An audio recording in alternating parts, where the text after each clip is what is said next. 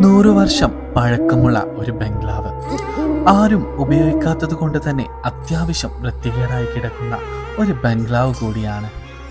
ചോരകുടിയൻ ബംഗ്ലാവ് എന്ന ഒരു പേര് കൂടിയുണ്ട് ഈ ബംഗ്ലാവിന്.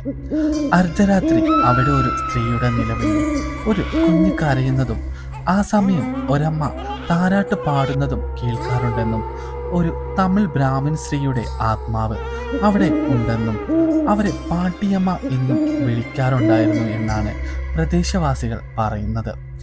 ഇന്നും ആ പാട്ടിയമ്മ ആ ബംഗ്ലാവിൽ ഒരു കുടുംബത്തിന്റെ വരവിനായി കാത്തിരിക്കുന്നു എന്നതാണ് കഥ.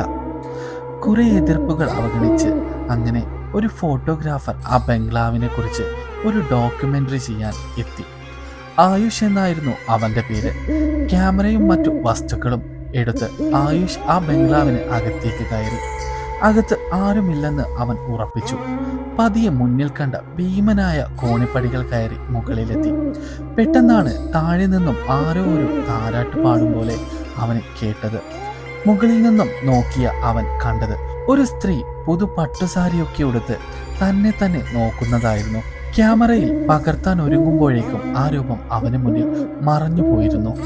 ആയുഷ് അല്പം പുറകോട്ട് നീങ്ങി പതിയെ കോണിപ്പടികളിറങ്ങി ഓടാൻ ശ്രമിച്ചു.